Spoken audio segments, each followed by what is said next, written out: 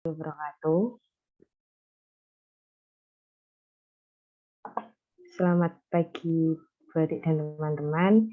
Di sini kami dari kelompok 3 ingin mempresentasikan materi imbalan kerja. Terus sebelumnya, perkenalkan anggota kelompok kami. Ada saya sendiri, Andina Kristivera, Elzara Dinda, Joshua Aditya, Siti Hana Rafidah, dan juga Yusnia Anggraini. Next. Jenis-jenis imbalan kerja. Imbalan kerja diatur dalam PSAK 24 revisi 2013 berlaku untuk pemberi kerja mencakup imbalan kerja jangka pendek, contohnya gaji, bonus, cuti berimbalan, pesangon, imbalan kerja seperti pensiun dan THT, dan imbalan kerja jangka panjang lainnya seperti cuti berimbalan jangka panjang, jubili, dan imbalan cacat permanen. Imbalan kerja jangka pendek. Imbalan kerja jangka pendek adalah imbalan kerja yang diharapkan akan diselesaikan sebelum 12 bulan setelah akhir periode pelaporan saat pekerja memberikan jasa. Imbalan kerja jenis ini tidak mencakup pesangon, walaupun jatuh temponya juga dalam jangka pendek, namun pesangon terjadi karena pemutusan hubungan kerja bukan karena jasa karyawan, sehingga perlu diatur secara khusus. Imbalan kerja jangka pendek pada umumnya mencakup gaji, upah, iuran jaminan sosial, cuti berimbalan, bagi laba dan bonus, atau imbalan lainnya seperti rumah dan kendaraan dinas. Next. Perlakuan akuntansi.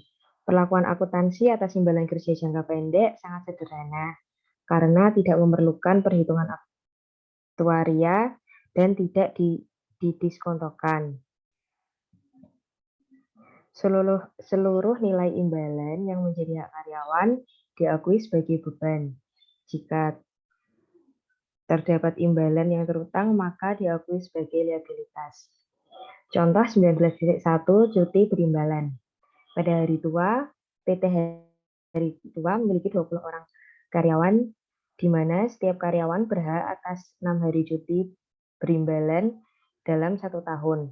Setiap karyawan yang cuti akan mendapatkan imbalan sebesar Rp500.000 per hari. Pada tahun 2015, 15 karyawan sudah mengambil penuh hak cuti berimbalan, sedangkan 5 karyawan baru mengambil 4 hari.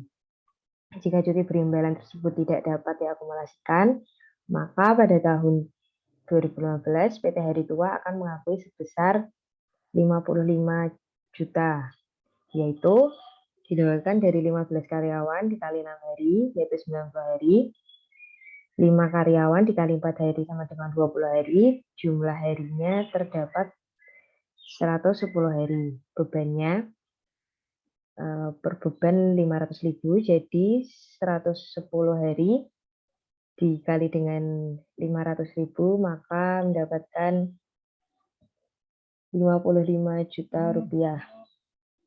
Jurnal yang dicatat PT Hari Tua 2015 adalah beban imbalan kerja cuti berimbalan pada kas senilai 55 juta rupiah. Untuk presentasi selanjutnya akan dipresentasikan oleh teman saya. Baik, saya akan melanjutkan presentasi.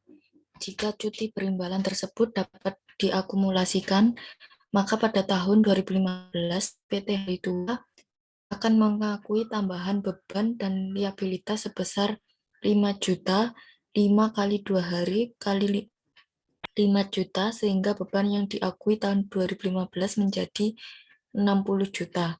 Sementara pada bagi laba bonus, perusahaan harus mengakui beban sebesar perkiraan pembayaran bagi laba dan bonus apabila 1. Terdapat kewajiban hukum atau kewajiban konstruktif atas pembayaran beban tersebut sebagai akibat dari peristiwa masa lalu, dan 2. Kewajiban tersebut dapat diestimasi secara andal. Contoh 19.2 bagi laba dan bonus. PT Hari Tua memiliki kebiasaan untuk membagi bonus kepada karyawan tiap tahun. Bonus tersebut biasanya dihitung sebesar 2% dari laba bersih. Bonus atau suatu tahun ditetapkan pada rapat umum pemegang saham RUPS dalam rangka pengesahan laporan keuangan tahun tersebut. RUPS biasanya dilakukan 4 bulan setelah tanggal pelaporan, yaitu bulan April tahun berikutnya. Perkiraan laba bersih tahun 2015 adalah 1 miliar. Kebiasaan PT Hari Tua membagi bonus tiap tahun menyebabkan adanya kewajiban konstruktif dan nilai bonus dapat diestimasi sehingga pada tahun 2015 PT Hari Tua mengakui beban dan liabilitas sebesar 200 juta, 2% kali 100 miliar. Jurnalnya yaitu beban imbalan kerja bonus pada biaya yang masih harus dibayar liabilitas sebesar 200 juta.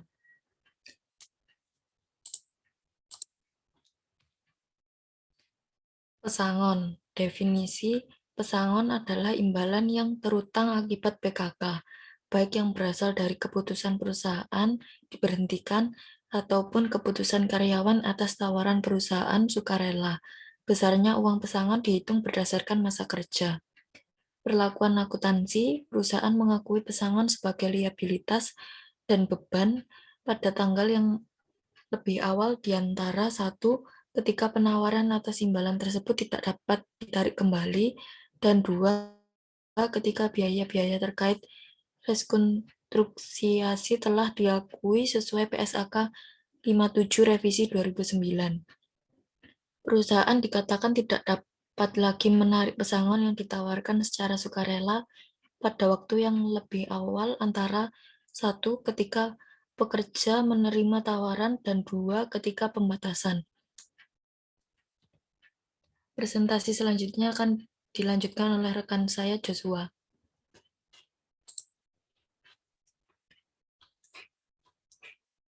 Contoh 19.3 pesangon. Pada pertengahan tahun 2015, PT Hari Tua memutuskan melakukan pemutusan kontrak kerja atau PKK atas 10 orang karyawannya dengan jumlah pesangon keseluruhan senilai 500 juta. Selain itu, PT Hari Tua juga menawarkan kepada 5 karyawan lainnya untuk berhenti secara sukarela. Setiap karyawan yang menerima secara sukarela akan mendapatkan pesangon masing-masing 60 juta. PKK direncanakan efektif dilakukan di awal tahun 2016. Jika seandainya PT Hari Tua tidak mungkin lagi membatalkan penawaran PKK tersebut, maka pada akhir tahun 2015, PT Hari Tua harus mengakui beban walaupun pembayaran pesangon belum direalisasikan. Untuk PKK secara sukarela, PT Hari Tua mengestimasi 2 dari 5 karyawan akan menerima tawaran PKK. Jumlah beban yang harus diakui PT Hari Tua tahun 2015 adalah pesangon 10 karyawan yang diberhentikan sejumlah 500 juta, pesangon 2 karyawan yang berhenti secara sukarela 60 juta dikali 2 senilai 120 juta, serta jumlah pesangonnya menjadi 620 juta. Karena realisasi dari pesangon PKK seluruhnya baru terjadi pada tahun 2016, sedangkan keputusan sudah dibuat pada tahun 2015. Maka PT Hari Tua harus mengakui seluruh beban tersebut sebagai liabilitas di laporan posisi keuangan 2015 dengan jurnal beban imbalan kerja atau pesangon pada provisi sebesar 620 juta rupiah di sisi debit dan 620 juta rupiah di sisi kredit. Next.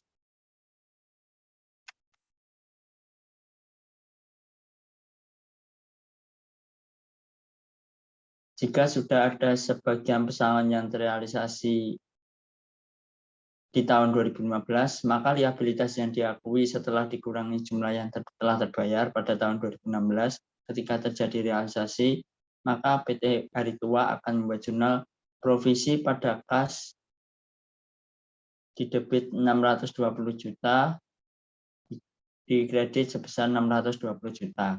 Imbalan pasar pasca kerja. Definisi imbalan pasca kerja adalah imbalan kerja yang disediakan perusahaan selain pesangon dan akan diberikan kepada pekerja setelah menyelesaikan masa kerjanya. Pesangon bukan merupakan imbalan pasca kerja karena karyawan berhenti sebelum masa kerja normal. Karakteristik program imbalan pasca kerja terdiri atas 2 jenis, bergantung pada karakteristiknya, yaitu sebagai berikut. Program iuran pasti, yaitu pemberi kerja membayar iuran sebesar jumlah yang sudah ditetapkan. Sementara untuk program imbalan yang pasti, yaitu pemberi kerja wajib membayar sesuai dengan imbalan yang disepakati akan diterima pekerja saat selesai masa kerja. Next.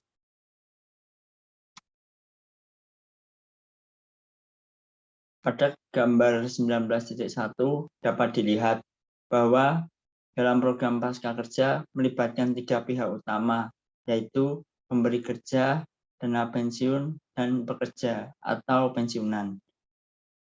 Di mana pemberi kerja memberikan iuran kepada dana pensiun memberikan imbalan kepada pekerja. Program iuran pasti memberikan kepastian pada aset program dan tidak pasti kepada pensiunan. Program imbalan pasti memberikan ketidakpastian pada aset program, lalu pasti pada pensiunan. Presentasi selanjutnya akan dilanjutkan oleh rekan saya.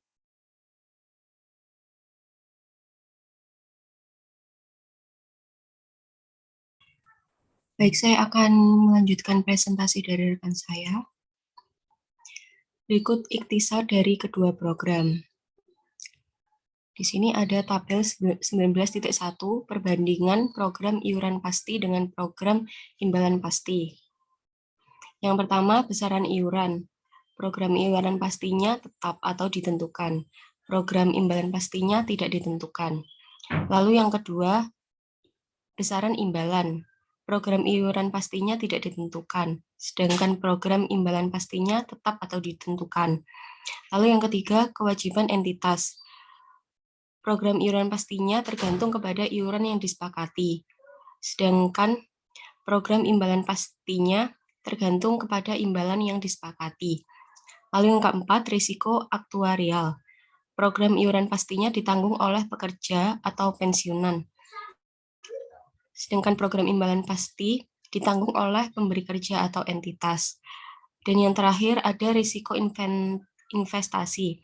Program iuran pastinya ditanggung oleh pekerja atau pensiunan, sedangkan program imbalan pastinya ditanggung oleh pemberi kerja atau entitas.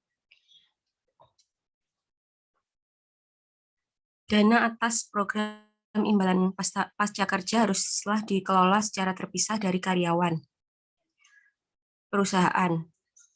Entitas dana pensiun dapat dibagi menjadi dua jenis, yaitu sebagai berikut.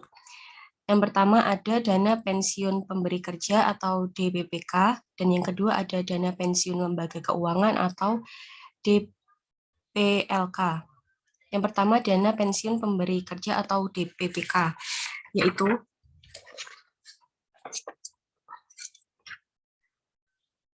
dana pensiun yang didirikan oleh pemberi kerja untuk menyelenggarakan program imbalan pasti atau program iuran pasti. Peserta pada DPPK umumnya hanya karyawan pada perusahaan pendiri atau mitra pendiri. Yang kedua ada dana pensiun lembaga keuangan atau DPLK, yaitu dana pensiun yang dibentuk oleh bank atau perusahaan asuransi jiwa untuk menyelenggarakan program pensiun iuran pasti bagi perorangan, baik karyawan maupun pekerja mandiri.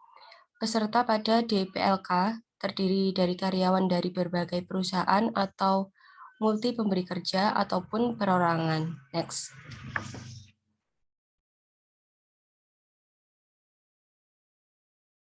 Lalu ada imbalan kerja jangka panjang lainnya, yaitu imbalan kerja selain imbalan pasca kerja dan pesangon, yang jatuh tempo lebih dari 12 bulan setelah akhir periode pelaporan saat pekerja memberikan jasanya. Imbalan ini dapat meliputi cuti berimbalan jangka panjang dan imbalan cacat permanen serta bonus dan kompensasi lainnya yang dibayarkan lebih dari 12 bulan sejak akhir periode pelaporan. Contoh lainnya yaitu cuti sabatikal, penghargaan masa kerja atau jubili, imbalan cacat permanen, dan lain-lain. Lalu selanjutnya perlakuan akuntansinya.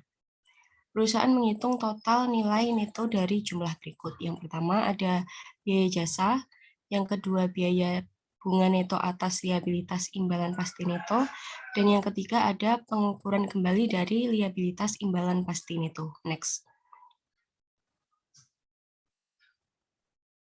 Presentasi selanjutnya akan dilanjutkan oleh rekan saya, Yusnia.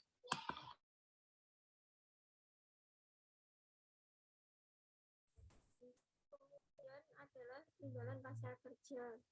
Selanjutnya adalah program iuran pasti. Definisi menurut PSAK 24 revisi 2010, iuran pasti adalah suatu program imbalan pasca kerja di mana pemberi kerja membayar iuran sebesar jumlah yang sudah ditetapkan kepada dana pensiun. Namun jumlah imbalan yang akan dibayarkan tidak ditentukan karena tergantung dari ketersediaan aset program. Pemberi kerja tidak memiliki kewajiban hukum atau kewajiban konstruktif untuk membayar iuran lebih lanjut jika dana pensiun tidak memiliki aset atau dana yang cukup untuk membayar seluruh imbalan kerja terkait dengan jasa yang diberikan oleh pekerja pada periode berjalan dan periode sebelumnya. Kemudian adalah perlakuan akuntansi. Pada program iuran pasti, pemberi kerja atau perusahaan akan membayar iuran atas periode ketika pekerja telah memberikan jasanya kepada perusahaan. Perlakuan akuntansi atas program iuran pasti yaitu seluruh pembayaran iuran diakui sebagai aset, sedangkan liabilitas hanya diakui atas iuran yang belum dibayar. Hal ini disebabkan karena sifatnya yang jangka pendek, sehingga tidak didiskontokan dan tidak memerlukan asumsi aktuaria. Nah,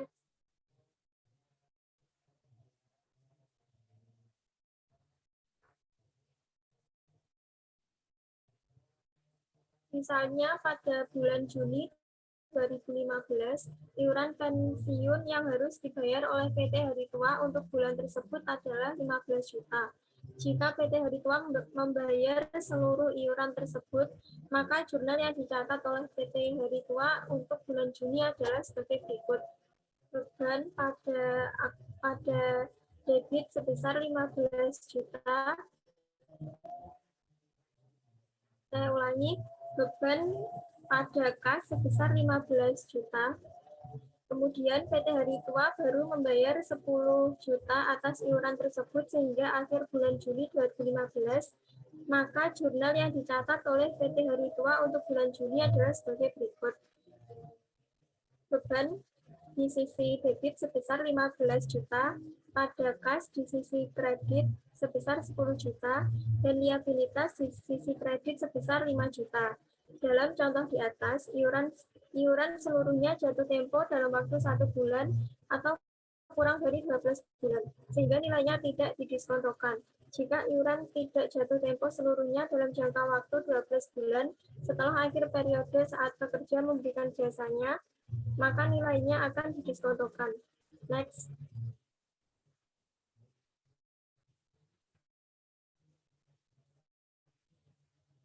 Berikut adalah referensi yang kelompok kami gunakan. Sekian presentasi dari kelompok kami. Apabila ada pertanyaan, tambahan maupun tanggapan, maka kami persilakan. Oke, terima kasih presenter. Silakan yang mau bertanya. Ini tadi yang bertanya apakah memang masih Nadia Erviana atau sebelumnya sudah ada ya?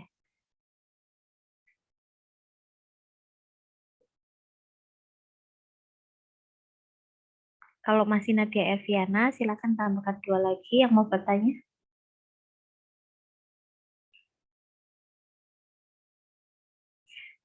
Presenter saya nggak tolong slide ke-10 dong.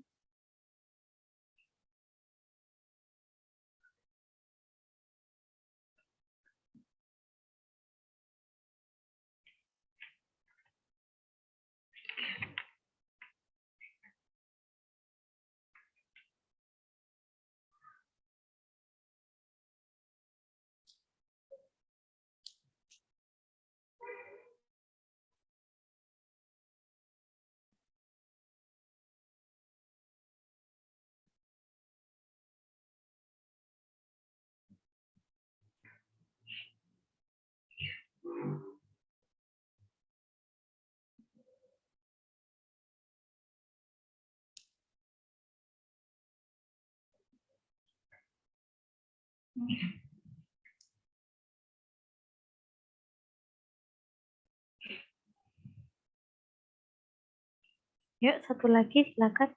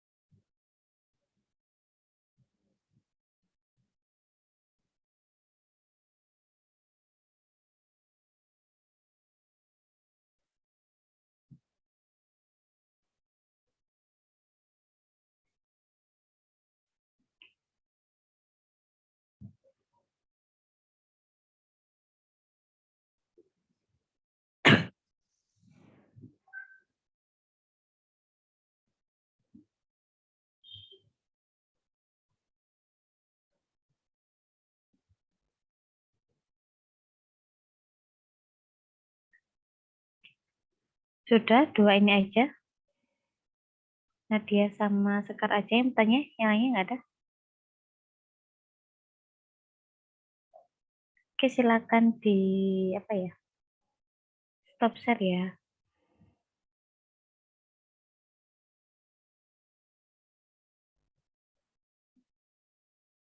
Ini nggak ada lagi, cuma dua aja. Kalau cuma dua aja, minta tolong presenter. Itu kan ada 3 poin yang ditanyakan sama Di Arfiana. Dibagi sama teman yang lainnya ya. Jadinya 4. Oke, silakan. Saya kasih waktu 5-10 menit untuk mendiskusikan jawabannya.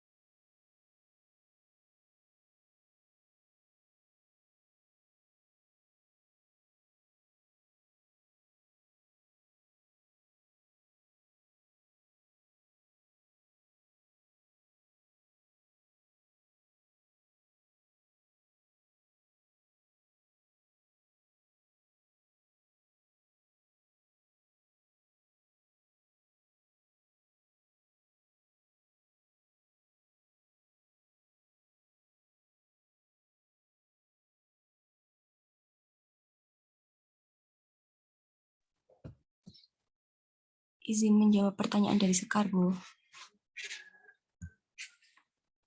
Sesuai Undang-Undang Nomor 13 Tahun 2003 tentang Ketenagakerjaan, besarnya uang pesangon dihitung berdasarkan masa kerjanya. Perhitungannya yaitu total uang yang diterima sama dengan uang pesangon ditambah uang penghargaan masa kerja ditambah uang penggantian hak. Di mana uang penghargaan tersebut dihitung dari yang pertama masa kerja 3 tahun atau lebih dan kurang dari 6 tahun, maka uang penghargaan masa kerja yang didapatkan sebesar 2 bulan upah. Lalu masa kerja 6 tahun atau lebih dan kurang dari 9 tahun, maka uang penghargaan masa kerja yang didapatkan sebesar 3 bulan upah. Lalu masa kerja 9 tahun atau lebih dan kurang dari 12 tahun, maka uang penghargaan masa kerja yang didapat sebesar 4 bulan upah, dan seterusnya. Lalu, apakah semua mantan pegawai diberhentikan secara hormat maupun tidak hormat mendapatkan uang pesangon tersebut?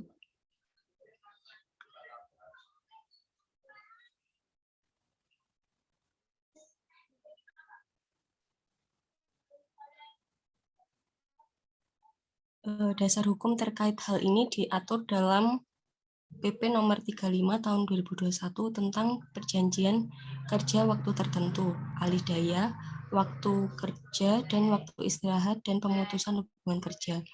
PHK karena melakukan tindak pidana, termasuk PHK yang tidak dapat pesangon. Terima kasih.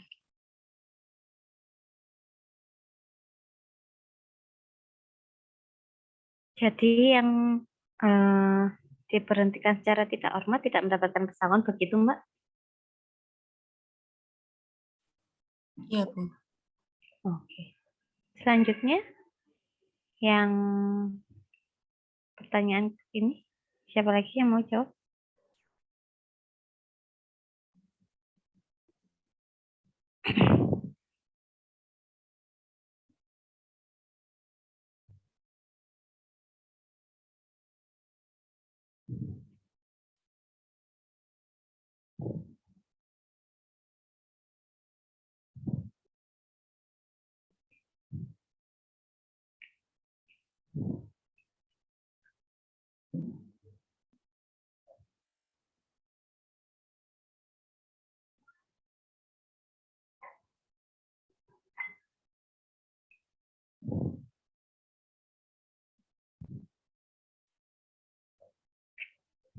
Ayo Dek, siapa yang mau jawab Dek?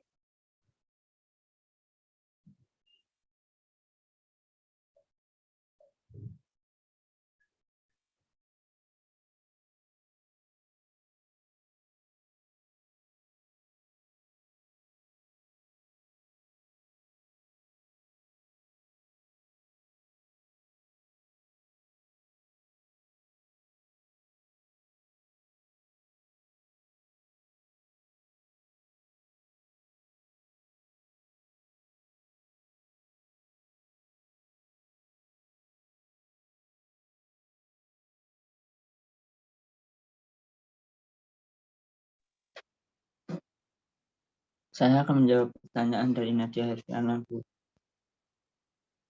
Pengukuran kembali dari liabilitas atau aset, imbalan pasti neto terdiri atas yang pertama keuntungan dan kerugian aktuarial, yang kedua imbal hasil atas aset program, tidak termasuk jumlah yang dimasukkan dalam hubungan neto atas liabilitas imbalan pasti neto, dan setiap perubahan atas dampak batas atas aset tidak termasuk jumlah yang dimasukkan dalam hubungan neto atas liabilitas imbalan pasti neto.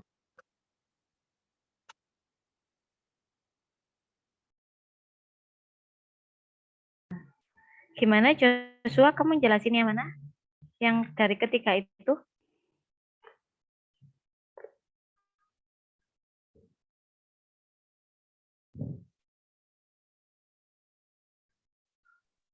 Yang liabilitas neto. Biaya, hah? Kan yang ditanya ada 3 toh. Iya. Yang pertama apa aja?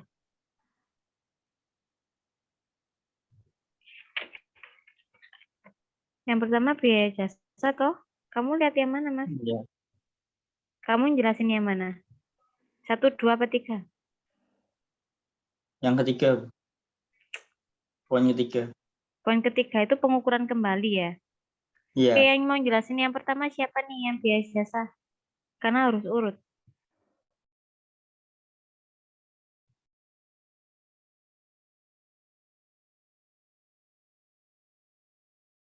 Yang biaya jasa?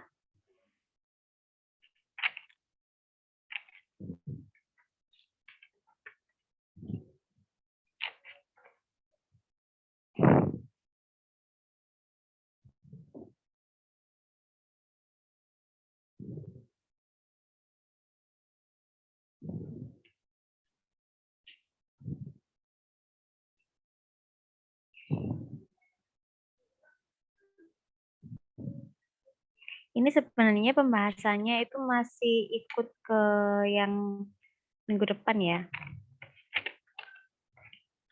Yang ini agak apa ya? Agak lumayan mendalam lah.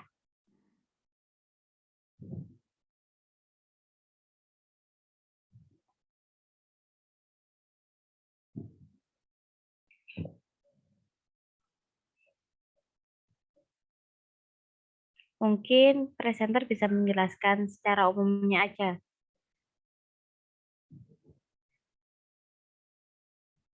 Kok diem?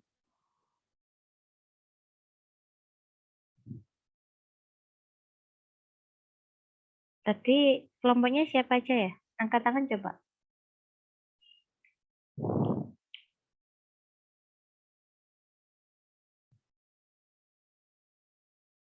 Terus?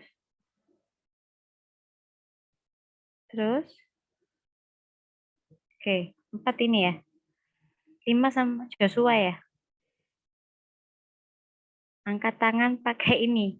Pakai apa namanya? Hand raise. 1, 2, 3. Yang belum kan Elzara, Andina, sama Yusnia.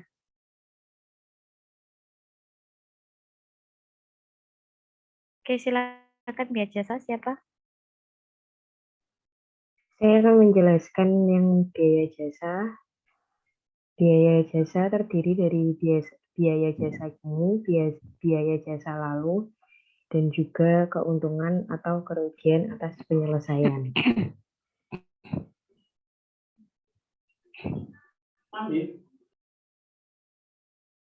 Kemudian yang kedua,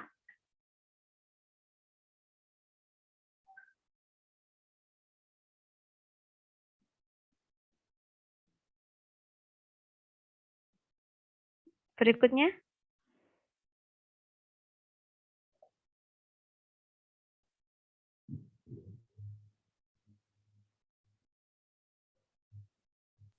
Baik, saya akan menjawab yang poin kedua.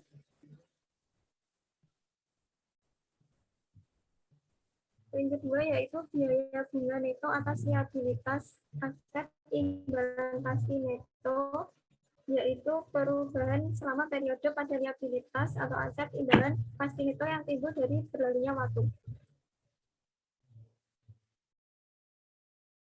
oke, selanjutnya yang ketiga.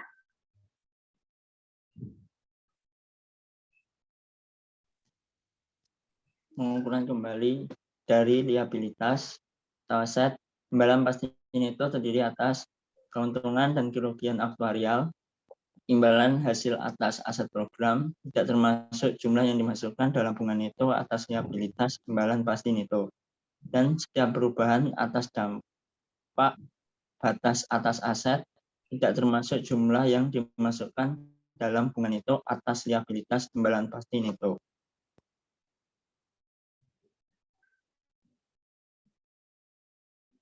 Oke, terima kasih presenter. Terima kasih juga yang sudah bertanya dan yang sudah menanggapi. Saya mau menanggapi beberapa yang pertama. Kita bahas mengenai imbalan kerja. Sebenarnya ini topiknya menarik ya, sebetulnya. Kenapa kok menarik? Karena berhubungan dengan gaji.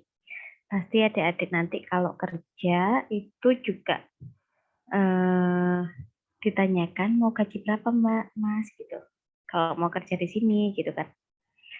Kecuali ini pengen usaha sendiri, kemudian gaji dirinya sendiri. Ya kan? Kalau pengen punya usaha sendiri. Tapi kalau misalkan masih mau ikut di kantor atau masih ikut orang, jadi karyawan, sepertinya ini juga harus dilihat juga ya. Satu lagi, ini itu bekal buat adik-adik ketika jadi accounting di suatu perusahaan. Jadi nanti menghitung kayak gaji, bonus, kemudian pesangon itu kayak gimana.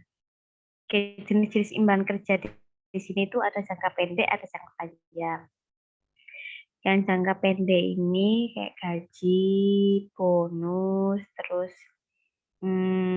cuti perimbalan. Nah, itu jangka pendek. Nah, kalau yang jangka panjang bisa pesangon, imbalan pasca kerja, sama imbalan jangka panjang lainnya, kayak cuti perimbalan jangka panjang, jubile, sama imbalan cacat permanen.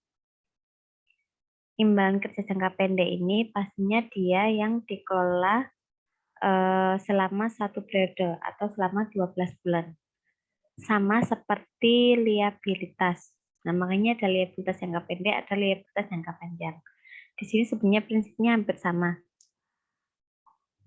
Hanya saja di sini berhubungan dengan kesejahteraan karyawannya.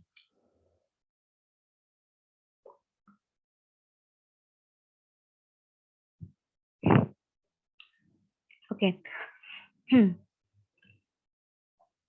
Bagaimana sih perlakuan akuntansi untuk liabilitas jangka pendek? Perlakuan akuntansinya adalah dia seperti beban atau liabilitas jangka pendek yang lainnya yang seperti yang kemarin-kemarin. Jadi tidak perlu didiskontukan. Jadi tidak didiskontukan, hanya dihitung sebagai beban. Nah, di sini ada contohnya cuti perimbalan sama bonus. Cuti perimbalan itu apa sih? Jadi hak cuti yang memberikan kompensasi berupa imbalan. Misalkan di perusahaan itu mempunyai kebijakan bahwa karyawan yang lebih dari 1 tahun mendapatkan cuti perimbalan. Nah, imbalannya berapa? Misalnya 1 harinya itu 50.000 misalkan. Nah, jatahnya per orang adalah 12 hari per tahun. Nah, kalau dijadikan uang atau diklaimkan jadi uang itu misalnya per harinya 50.000. Nah, kebijakannya atau prinsipnya untuk cuti perimbalan ini seperti apa? Kalau imbalan yang diterima pada saat pekerja memberikan jasa menambah hak cuti perimbalan di masa depan, jadi itu cuti boleh diakumulasikan. Jika cuti boleh diakumulasikan itu maksudnya gini, kalau misalkan di tahun ini mengambil hanya 10 saja, maka yang 2 itu bisa diakumulasikan di tahun depan. Ya, berarti dapat 14 hari cuti di tahun depan. Itu kalau boleh diakumulasikan. Nah, kalau misalkan, tapi itu tidak dikasih imbalan ya, berarti itu diakumulasikan. Jadi tidak diganti dengan uang. Beda lagi kalau misalkan kebijakan perusahaan itu dihabiskan aja dalam 1 tahun, kalau tidak berarti diklaimkan uang. Nah, itu berarti misalkan jatah dalam 1 tahun kan 12 hari, tetapi diambil hanya 10 hari. Berarti yang 2 hari bisa diklaimkan jadi uang. Berarti dapat uang 100.000 gitu. Paham, Dek? Nah, itu bedanya kalau yang diakumulasikan sama yang tidak ya. Berikutnya bagi laba dan bonus. Nah, kalau bonus ini tergantung sama perusahaan juga ya. Jadi biasanya gini, perusahaan itu mempunyai target dalam 1 tahun misalnya harus penjualan itu masuk misalkan 500 juta gitu ya. Misalnya, ternyata dalam 1 tahun itu karyawannya bisa tembus sampai 700 juta. Berarti kan lebih dari target. Nah, kalau lebih dari target gitu, Berarti perusahaan bisa memberikan bonus kepada karyawannya. Entah berapa persen dari yang sisanya tadi. Misalkan kan dari targetnya tadi kan lebih 200 juta nih. 200 ribu apa juta ya, saya lupa. 200 juta. Nah, berapa persentasenya dibuat bonusnya karyawannya. Itu buat trik kayak ini sih ya. Trik perusahaan biar karyawannya betah lah di perusahaan gitu. Gitu deh. Di sini itu ada kewajiban atas pembayaran beban sebagai akibat dari peristiwa masa lalu. Jadi kan karena memang ada itu tadi, ada penjualan yang lebih dari target, akhirnya perusahaan mempunyai beban itulah. Kewajiban tersebut dapat diestimasi secara andal. Jadi, misalkan nih, perusahaan bilang, nanti kalau lebih dari target, maka 10%-nya itu akan dibagikan kepada karyawan. Nah, kayak gitu. Berarti 10% dari 200 juta, misalkan 20 juta, tapi nanti dikasihkan ke siapa? Itu tergantung karyawan yang penjualannya memang tertinggi. Gitu ya, Dek ya. Masuk ke pesangon. Nah, pesangon ini dia terjadi karena ada pemutusan kontrak kerja. Jadi perusahaan itu diwajibkan membayar uang pesangon dan atau uang penghargaan masa kerja dan uang penggantian hak bagi karyawan. Nah, besarnya itu tergantung dengan masa kerjanya ya. Tadi ada yang tanya, bagaimana menentukan besaran uang pesangon yang dibayarkan perusahaan kepada mantan pegawai? Tadi kalau presenter menjawab berdasarkan undang-undang, terima kasih jawabannya, menambahkan kalau saya melihatnya dari perlakuan akuntansi, ketika dia belum 1 tahun, maka dia hanya mendapatkan 1 kali gaji, ya kan? Jadi dia hanya mendapatkan imbalan yang jangka pendek itu aja. Tapi kalau lebih dari 12 bulan, ketika pemutusan kontrak kerjanya itu lebih dari 12 bulan, maka nanti akan dihitung didiskontukan. Kayak gitu. Terus apakah semua mantan pegawai diberhentikan secara hormat maupun tidak hormat? Secara hormat dan tidak hormat itu seperti apa? Kalau misalkan secara hormat, mungkin tadi yang seperti yang dikasih tahu sama temennya ya, sesuai dengan UU, tergantung juga masa kerjanya, sama ditambahkan dengan perlakuan akuntansi. Kalau yang secara tidak hormat mungkin tidak akan dapatkan pesangon. Nah, berikutnya masuk ke imbalan pasca kerja. Keimbalan pasca kerja ini bisa kita sebut dengan dana pensiun. Di sini ada 2 ada 2 program, yaitu program iuran pasti sama program imbalan pasti. Apakah bisa membedakan adik-adik?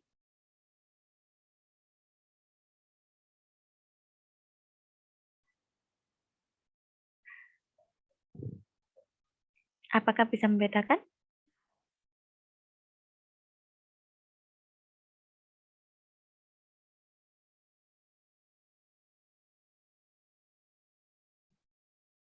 Nggak ada. Insya Allah, Bu.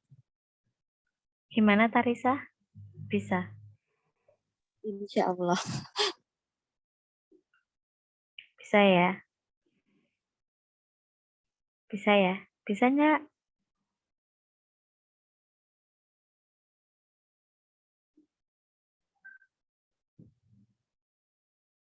Bedakan antara program iuran pasti sama imbalan pasti.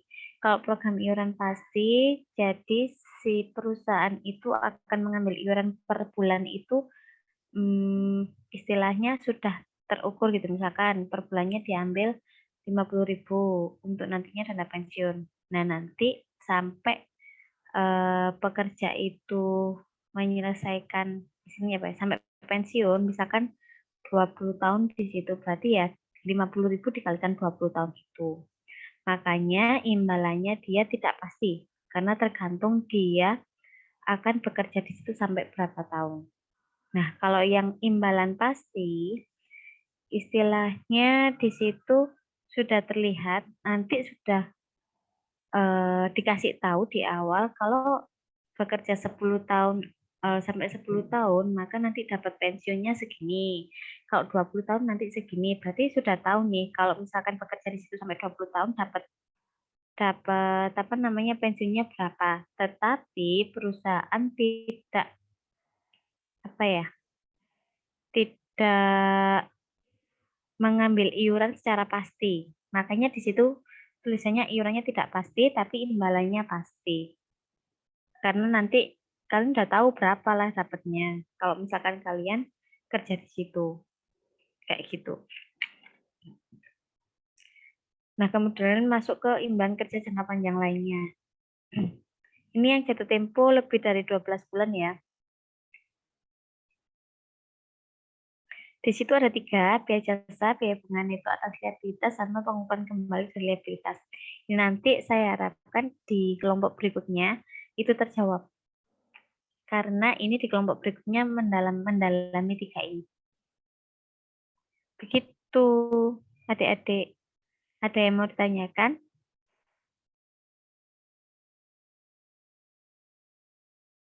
Saya itu apa ya?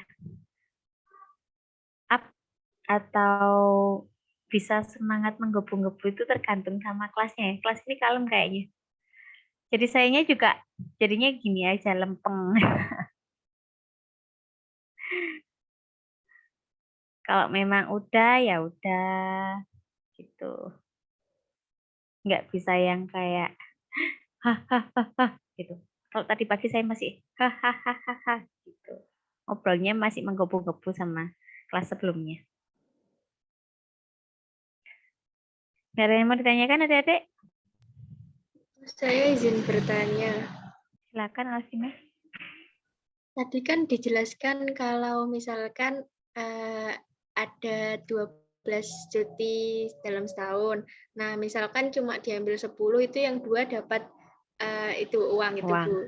Nah, tapi kalau misalkan itu kan ada, kalau perempuan kan biasanya ada cuti melahirkan kan, Bu. Itu lebih dari, kalau lebih dari 12 hari itu jadi sisanya kita bayar denda gitu, Bu. Enggak, kalau cuti melahirkan tuh mesti ada tuh cuti melahirkan. Memang udah jatahnya 2 bulan sampai 3 bulan. Itu Jadi ada tidak ada itu. dendanya. Nggak ada. Nggak ada ya, memang udah itu. Udah jatahnya. Gitu. Kalau cewek punya spesial lah istilahnya. Memang karena cewek juga melahirkan. Jadi itu memang udah dapet jatah lah. 2 bulan sampai 3 bulan itu pasti. Pasti kok, Dek. Tenang aja. Masa tega sih? Siapa yang tega Pak punya anak baru langsung suruh masuk gitu. Coba yang itu suruh ngelahirin sendiri gimana rasanya. Mungkin ya kalau saya posisinya kayak gitu ya, mungkin saya lebih pilih resign kayaknya ya. Kalau misalkan nggak dikasih cuti melahirkan. Karena rasanya melahirkan itu ya Allah. Gitulah. Nanti kalian juga merasakan. Oke, ada lagi yang mau ditanyakan?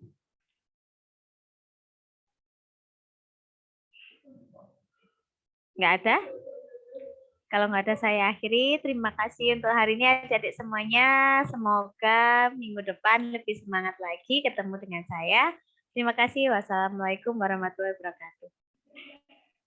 Waalaikumsalam Waalaikumsalam warahmatullahi warahmatullahi wabarakatuh. Terima kasih, Bu.